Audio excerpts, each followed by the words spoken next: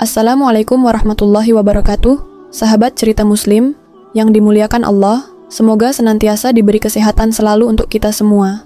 Yahudi adalah bangsa yang besar, yang sebagian besar bermukim di wilayah Palestina. Selalu terbesit di ingatan kita sebagai umat muslim, kaum Yahudi adalah sekelompok orang yang sering menindas rakyat muslim di Palestina. Bahkan beberapa tahun belakangan ini, sering terdengar berita bahwa adanya pembunuhan dan penyiksaan terhadap kaum muslimin yang tinggal di Palestina. Bangsa Yahudi ini terkenal sebagai bangsa yang paling sering membunuh para nabi utusan Allah. Sejarah bangsa Yahudi. Yahudi merupakan nama sebuah suku bangsa yang sekaligus menjadi nama agamanya juga. Agama Yahudi ini adalah agama yang menyembah Tuhannya tanpa memiliki sebuah ilustrasi atau bentuk. Berbeda dengan kita yang beragama Islam, kita menyembah Allah tanpa kita tahu bentuknya seperti apa, atau ilustrasinya seperti apa. Berbeda dengan agama lainnya yang menyembah Tuhan dengan adanya penggambaran atau sebuah patung. Bangsa Yahudi ini dulunya hanya terdiri dari beberapa orang saja, hingga sekarang jumlahnya semakin banyak dan mulai tersebar di seluruh penjuru dunia. Mereka mulai membangun peradaban di semua tempat yang mereka tinggali. Bisa dibilang bahwa kaum ini senang hidup berkelompok dengan sesama kaumnya. Yahudi ini berasal dari keturunan Nabi Ibrahim alaihissalam, dan Nabi Ibrahim ini memiliki 2 istri dan 1 budak. Namun, yang kita kenal adalah 1 istrinya bernama Siti Sarah dan 1 budaknya bernama Siti Hajar. Dari istrinya Siti Sarah ini menghasilkan keturunan yang jadi nabi juga seperti ayahnya, yang anak ini bernama Ishak alaihissalam. Kemudian, Nabi Ishak ini menikah dengan wanita bernama Ribka. Selama puluhan tahun menikah, keduanya ini belum memiliki anak. Hingga suatu hari Ribka dinyatakan manis. Namun Nabi Ishak memohon kepada Allah untuk diberikan keturunan dari istrinya Ribka ini. Dan pada suatu hari, Allah mengabulkan doa Ishak alaihissalam tersebut. Bahkan diberikan anak kembar sama Allah, yang ia bernama Esau dan Yakub. Yakub adalah anak Nabi Ishak yang paling soleh, sehingga ia meneruskan ayahnya menjadi nabi, yang kita kenal sebagai Nabiullah Yakub alaihissalam. Nabi Yakub ini memiliki banyak saudara, dan selalu memiliki konflik antara Nabi Yakub dan saudara-saudaranya ini. Hingga Nabi Yakub sering menyendiri dan pergi di malam hari. Karena seringnya pergi di malam hari, akhirnya orang-orang menjulukinya Isra atau Israel. Karena dalam bahasa Arab Isra artinya perjalanan malam hari. Tapi ada riwayat lain juga yang mengatakan, kata Israel itu bermakna Isra itu artinya Abdun, dan Il itu Allah, yang memiliki makna orang yang selalu beribadah kepada Allah. Jadi jelas di sini bahwa penamaan Israel itu adalah sebutan lain untuk Nabiullah Yakub alaihissalam. Nabi Yakub ini memiliki 2 orang istri dan 2 orang budak. Dari semuanya melahirkan anak, sehingga jumlah anak Nabi Yakub. Nabi Yakub ini ada 12. Dari salah satu istri Nabi Yakub ini yang bernama Rahil. Nabi Yakub memiliki anak Bunyamin dan Yusuf. Sebagaimana kita ketahui, Yusuf ini adalah penerus kenabian ayahnya, yang kita kenal dengan nama Nabi Yusuf alaihissalam. Kisah tentang Nabi Yusuf alaihissalam ini telah banyak dikisahkan bahwa Nabi Yusuf ini dizolimi saudara-saudaranya, hingga ia dimasukkan ke dalam sumur. Maka ketika itu Nabi Yusuf ditemukan oleh para pedagang dan dibawa ke Mesir. Ketika sampai di Mesir ini, Nabi Yusuf dibeli oleh para pejabat Mesir kala itu. Karena kecerdasannya, Nabi Yusuf diangkat sebagai bendahara kerajaan Mesir. Ketika Nabi Yusuf ini menjadi bendahara di Mesir, ia membawa seluruh anggota, keluarganya yang ada di Palestina ataupun negeri Syam ke Mesir. Maka tidak ada satupun keluarganya yang tersisa di Palestina itu. 12 saudaranya dan ayah Nabi Yusuf, yaitu Nabi Yakub, semuanya dibawa ke Mesir. Selama di Mesir, seluruh keluarganya Nabi Yusuf ini diberikan tempat atau sebuah daerah di negeri Mesir itu, dan diberikan fasilitas yang terbaik, karena Nabi Yusuf sangat dihormati. Ketika itu, seiring berjalannya waktu, keluarga Nabi Yusuf ini beranak pinaklah di daerah Mesir itu, sehingga disebut dengan Bani Israel, artinya keturunan Israel, karena mereka semua keturunan dari Nabi Yakub alaihissalam. Selama Bani Israel ini di Mesir, mereka ini sangat dihargai dan hidup senang, karena diberikan fasilitas yang luar biasa. Mereka hidup mewah dan berkembang luar biasa. Namun setelah Nabi Yusuf wafat, suku terbesar di Mesir yang bernama suku Kipti ini, mulailah mereka menekan kaum Bani Israel. Dan suku Kipti ini mulai menjajah dan berusaha untuk mengusir Bani Israel dari tanah Mesir. Kejadian ini mengakibatkan kaum Bani Israel tertindas, sehingga Allah mengirimkan bantuan dengan mengutus seorang nabi yang bernama Musa alaihissalam. yang menjadi nabi untuk Bani Israel dan bertugas untuk mendakwahi Fir'aun. Nah, Musa alaihissalam ini banyak dikisahkan memiliki mukjizat-mukjizat yang luar biasa. Yang paling terkenal adalah mukjizatnya yang membelah Laut Merah. Tentu saja ini atas kuasa dan izin Allah Subhanahu wa Ta'ala. Sedikit di sini, kita ceritakan tentang perjalanan Nabi Musa melindungi kaum Bani Israel. Di dalam Al-Quran diceritakan bahwa Nabi Musa ini memiliki 9 mukjizat. Yang pertama, pada suatu hari ketika musim kemarau yang sangat kering, kaum Bani Israel ini mengeluh kepada Musa karena kekurangan pasokan air. Di mana-mana air tidak ada, sungai atau lembah oasis, semuanya mengering. Dan bahkan sumur-sumur warga pun ikut mengering. Tatkala ketika itu kaum Bani Israel ini meminta Nabi Musa, meminta hujan kepada Nabi Musa. Lantas Nabi Musa pun berdoa, memohon kepada Allah untuk diberikan air untuk kaumnya. Maka Allah firmankan, "Pukullah batu itu dengan tongkatmu, hai Musa." Batu itu pun dipukul oleh Nabi Musa, lalu seketika itu juga keluarlah 12 mata air dari dalam batu tersebut. Sehingga dari air ini bisa memenuhi seluruh kebutuhan kaum Bani Israel dalam hal ketersediaan air. Dari sini mereka, kaum Bani Israel ini, menyaksikan mukjizatnya Nabi Musa alaihissalam. Mukjizat yang kedua, mereka menyaksikan terbelahnya Laut Merah ketika itu ada peristiwa Nabi Musa dan Bani Israel dikepung tentara dari kerajaan Mesir. Dan mulai tersudut di bibir pantai Laut Merah yang di ujung lautan itu ada Palestina. Saat itu Allah berfirman, "Pukullah tongkatmu, hai Musa." Maka terbelahlah Laut Merah tadi, sehingga Nabi Musa dan Bani Israel bisa lewat di tengahnya. Dan sampailah mereka di Palestina. Mukjizat ini pun betul-betul disaksikan Bani Israel. Mukjizat yang ketiga adalah Bani Israel ini menyaksikan bahwa tongkat Nabi Musa ini berubah menjadi seekor ular yang besar. Ketika itu ada peristiwa Nabi Musa sedang beradu ilmu dengan 1000 dukun yang ada di Mesir. 1000 dukun ini adalah orang-orang suruhan Fir'aun. Yang ketika itu Fir'aun ini sedang berupaya mengalahkan Nabi Musa. Peristiwa ini teman-teman disaksikan juga oleh kaum Bani Israel. Maka yang keempat, mukjizat Nabi Musa adalah Nabi Musa memohon kepada Allah untuk mengirimkan bencana yang maha dahsyat yang menimpa kerajaan Fir'aun dan penduduk Mesir. Bencana itu berupa angin taufan yang meluluh lantakan sebagian besar peradaban Mesir. Tak hanya itu, Allah pun mengazab mereka dengan wabah belalang di mana-mana. Kemudian ada wabah katak dan kutu.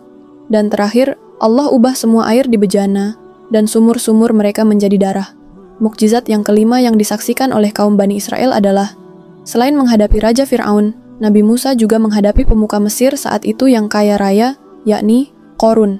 Disebutkan oleh Ibnu Abbas bahwa Qorun masih saudara Nabi Musa, dan hafal isi Taurat, namun mengingkari isi dan kenabian Nabi Musa.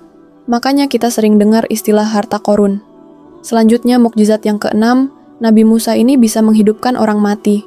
Tentu saja ini karena rahmat dari Allah ya teman-teman. Jadi saat itu ada seorang laki-laki yang dibunuh dari kaum Bani Israel. Lantas tidak ada seorang pun yang tahu siapa pembunuhnya. Di saat itu Nabi Musa menghidupkan orang ini dan bertanya siapa yang membunuhnya. Lalu orang ini pun wafat lagi setelah ia menunjuk pembunuh dirinya. Dan kejadian ini tak luput juga dari pandangan kaum Bani Israel. Karena pada saat itu, ramai-ramai yang menyaksikan peristiwa ini. Sudah banyak yang Allah tunjukkan keajaiban untuk Bani Israel melalui Nabiullah Musa. Bani Israel ini masih saja keras kepala, tidak mau taat pada ajaran Musa, dan taat pada larangan Allah. Dan ada satu lagi mukjizat Nabi Musa ini yang menjadi kisah turunnya kitab Taurat. Taurat ini adalah kitab yang langsung ditulis oleh Allah.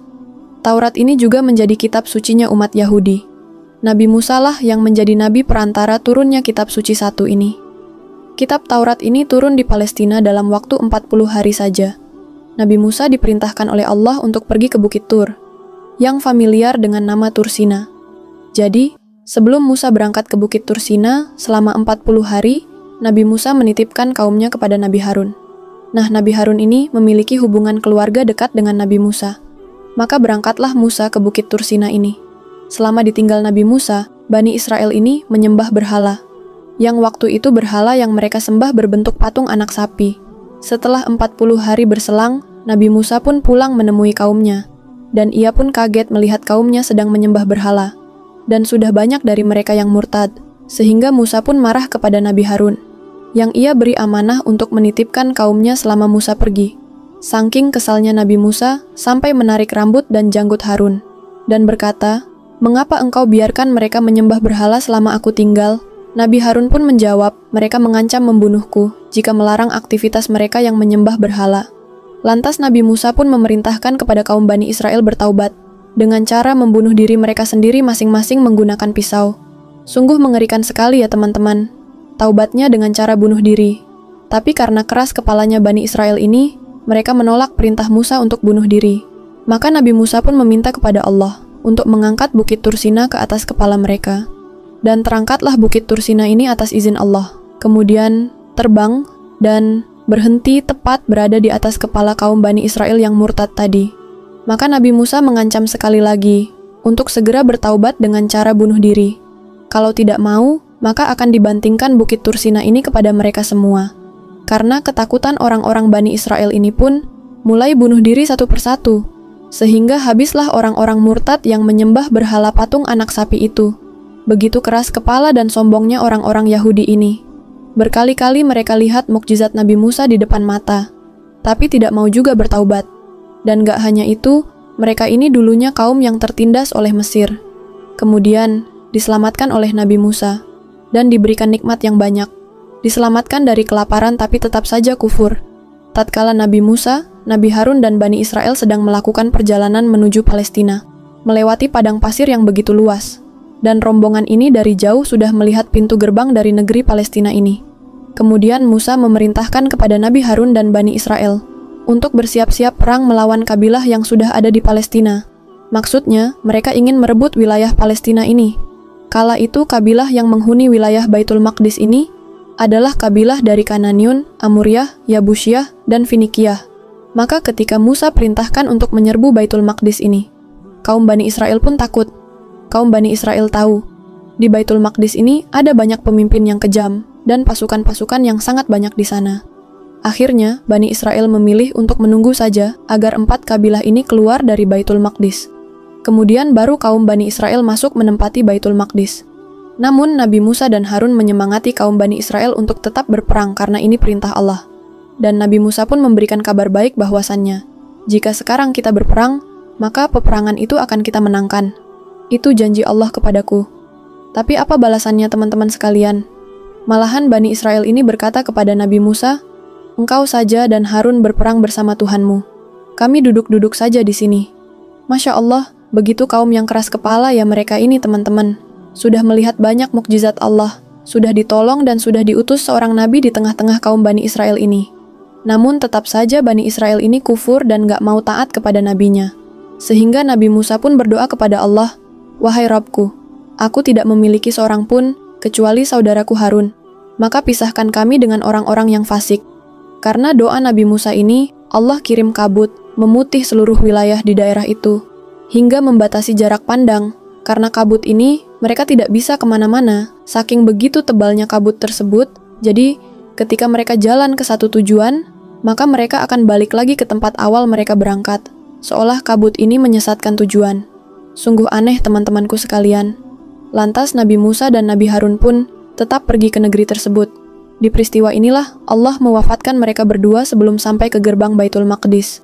Yang pertama, Allah mewafatkan Nabi Harun. Baru sesudahnya Allah mewafatkan Nabi Musa. Setelah Nabi Musa dan Nabi Harun wafat, Allah menggantikan keduanya dengan Nabi Yusha bin Nun. Dikisahkan Nabi Yusha ini adalah teman, sekaligus pendamping Nabi Musa. Ketika Nabi Musa hendak bertemu dengan Nabi Khidir.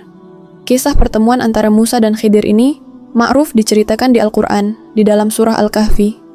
Dan Khidir ini ma'ruf diceritakan di Al-Quran, di dalam surah Al-Kahfi. Nabi Yusha inilah yang berhasil membawa Bani Israel ke dalam Baitul Maqdis. Allah menangkan peperangan antara tentara Nabi Yusha dan kaum yang saat itu ada di Baitul Maqdis. Nah, dari kisah Nabi Yusha ini, kita bisa simpulkan bahwa Bani Israel ini adalah bukan asli dari Baitul Maqdis. Mereka adalah pendatang dan merebut wilayah Baitul Maqdis dengan peperangan. Yang awalnya mereka ini dikisahkan tinggal di Mesir, kemudian diusir dan diselamatkan Nabi Musa, terus pindah ke Palestina, hingga akhirnya bersama dengan Nabi Yusha bin Nun merebut kota Baitul Maqdis dengan peperangan. Akhirnya Baitul Maqdis ini ditempati oleh kaum Bani Israel yang dipimpin oleh seorang nabi, yaitu Nabi Yusha, Nabi Yusha bin Nun. Maka setelah Nabi Yusha wafat, sama Allah dikirimkan lagi Nabi penggantinya. Dan Nabi ini wafat, kemudian diganti lagi dengan Nabi yang baru. Begitulah seterusnya, selalu digantikan dengan Nabi yang baru. Pokoknya kaum Bani Israel ini selalu dipimpin oleh Nabi utusan Allah. Akhirnya Bani Israel bosan. Masa pimpinan kami selalu dari kaum Nabi. Kami mau dipimpin oleh Nabi utusan Allah, seorang raja. Jadi ketika itu Nabi terakhir yang diutus ke mereka, sebelum pemerintahannya berubah menjadi kerajaan, adalah Nabi Samuel. Berjalannya waktu kaum Bani Israel ini berkembang biak luar biasa di Baitul Maqdis, sehingga menjadi kabilah yang sangat besar di waktu itu. Dan tak jauh dari Baitul Maqdis, ada suatu kaum yang bernama Jalut. Nah, ini adalah kaum yang berkembang di Baitul Maqdis. Nah, Jalut ini adalah kelompok orang yang memiliki postur badan yang besar dan tinggi, dan punya pasukan yang banyak. Tatkala suatu hari terjadi penyerangan dari kaum Jalut ke kaum Bani Israel, hingga ketika peperangan itu usai, kaum Jalut ini merampas tabut. Dari kaum Bani Israel tabut ini, isinya pusaka-pusaka peninggalan Nabi Musa. Di situ ada Taurat, tongkat Nabi Musa, jubah Nabi Musa dan Nabi Harun. Pokoknya tabut ini berisi semua tentang peninggalan Nabi Musa dan Harun yang ditempatkan di dalam sebuah kotak besar. Yang disebut dengan tabut-tabut ini sangat berharga. Bagi kaum Bani Israel, mereka tidak bisa mempertahankannya. Ketika penyerangan itu, karena kabilah Jalut ini orangnya besar-besar dan pasukannya banyak, akhirnya Bani Israel mengadu kepada Nabi Samuel untuk menunjukkan kepadanya seorang raja yang nantinya akan memimpin mereka perang kepada kaum Jalut, lalu atas perintah Allah Subhanahu wa Ta'ala, Nabi Samuel menunjuk seorang di antara kaum Bani Israel ini menjadi seorang raja.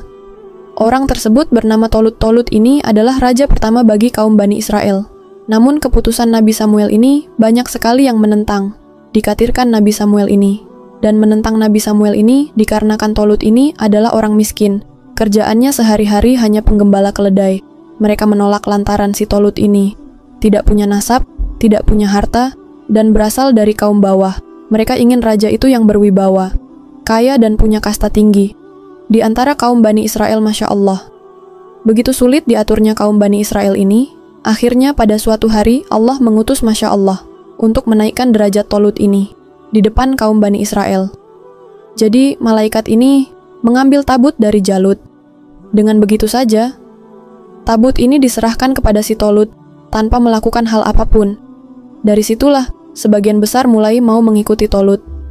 Tapi ada sebagian lainnya yang tetap keras kepala, tidak mau taat dan mau menolaknya. Tatkala suatu hari, Tolut mengumpulkan rakyatnya yang percaya kepada Tolut untuk berperang dengan kaum Jalut. Berjalanlah pasukan Tolut ini menuju kabilah Jalut. Ketika telah berhadap-hadapan antara kedua kaum ini, banyak dari kaum Tolut yang mundur dan pulang, karena melihat orang-orang kaum Jalut ini badannya besar-besar, dan pasukan Jalut ini luar biasa banyak, hingga pada akhirnya tersisalah sedikit dari pasukan Raja Tolut ini. Dari pasukan yang sedikit ini, Raja Tolut menawarkan kepada anggota pasukannya, siapa yang bisa membunuh pimpinan kabilah Jalut, maka akan ku nikahkan ia dengan putriku, dan akan meneruskanku sebagai raja di kemudian hari. Mendengar sayembara ini, malahan kaum Bani Israel ini banyak yang pulang. Mereka pikir mustahil untuk bisa melakukannya, dan ini sama saja dengan aksi bunuh diri. Akhirnya dari sisa pasukan Raja Tolut yang sedikit ini, ada seorang anak muda yang tiba-tiba maju ke depan dan melempar tombaknya hingga mengenai Raja Jalut. Seketika itu pun Raja Jalut tewas. Anak muda ini bernama Daud, yang nantinya kita kenal sebagai nabi sekaligus raja dari kaum Bani Israel. Jadi ketika itu, kalau di situasi peperangan raja mereka tewas, maka peperangan akan usai dan dimenangkan oleh pihak yang rajanya masih hidup. Maka akhirnya Daud dinikahkan oleh putrinya Raja Tolut, hingga pada suatu hari Raja Tolut wafat dan digantikan oleh Daud. Daud pun menjadi raja sekaligus nabi ketika itu. Dan di masa ini, kaum Bani Israel dipimpin oleh Nabiullah Daud. Puncak kejayaan Bani Israel itu ketika dipimpin oleh seorang nabi dan raja setelah Nabi Daud wafat. Raja satu ini membawa Bani Israel kepada kesuksesan terbesar sepanjang sejarah. Tidak ada seorang raja yang bisa memiliki kesuksesan terbesar sepanjang sejarah. Raja pun sebelum dan sesudah raja ini yang kekuasaannya paling luas dan besar. Raja ini bahkan tak hanya menjadi raja dari golongan jin, melainkan raja ini pun menjadi raja dari golongan jin, hewan, dan tumbuh-tumbuhan. Jadi seluruh makhluk hidup di bumi ketika itu patuh pada raja yang soleh ini.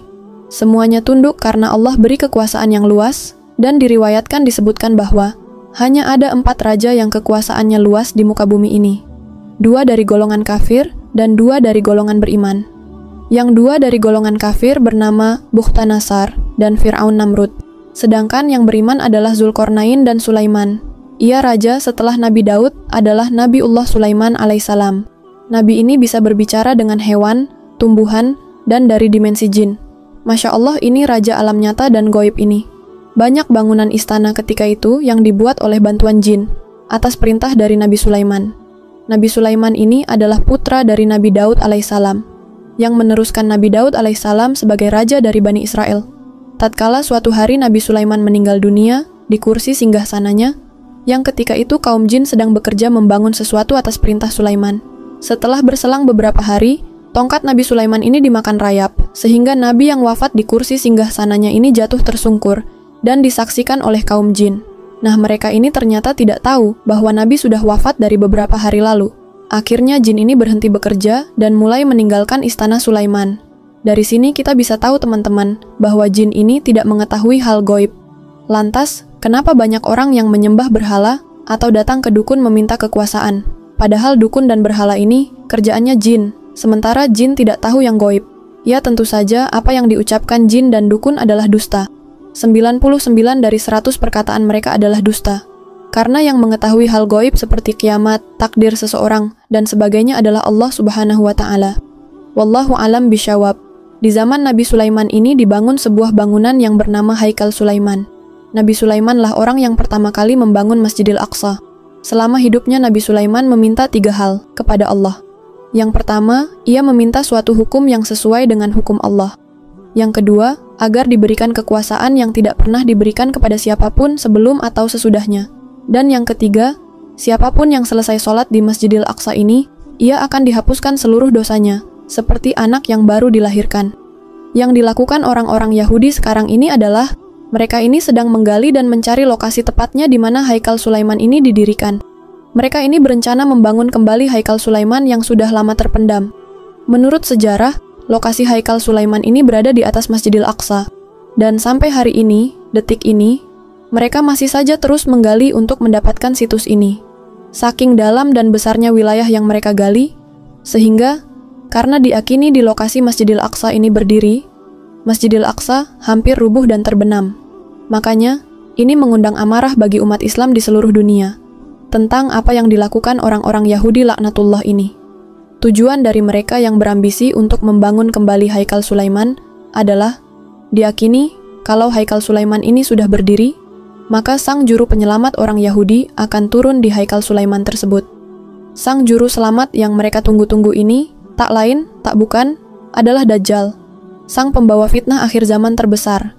Jadi dari kisah ini bisa disimpulkan bahwa apa yang dilakukan orang-orang Israel selama ini adalah mempersiapkan segala sesuatunya untuk kedatangan Dajjal, sang juru selamat palsu yang nantinya akan memimpin mereka di akhir zaman.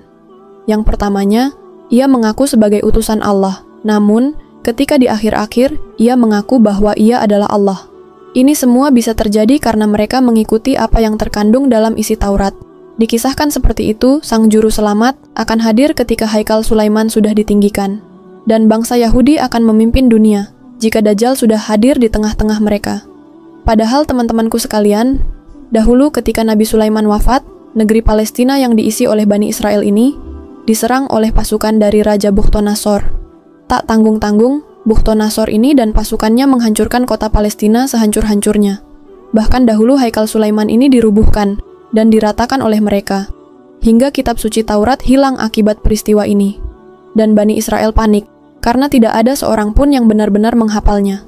Akhirnya, mereka pun berkumpul untuk menyusun kembali Taurat. Kesesatan kaum Bani Israel ini dimulai, karena Taurat yang sekarang itu adalah pencampuran dari firman Allah dan pencampuran perkataan manusia. Hingga mulailah muncul fitnah-fitnah di dalam Taurat. Kandungannya tak lagi sama seperti Taurat di masa dulu. Lantaran kandungan tuntunan Taurat bukan asli semuanya dari Allah. Dan orang-orang Yahudi ini akan terus menindas kaum muslimin yang ada di Palestina, karena mengikuti apa yang ada di dalam Taurat modifikasinya mereka. Wallahu alam bisawab. Semoga cerita kali ini bermanfaat. Wassalamualaikum warahmatullahi wabarakatuh.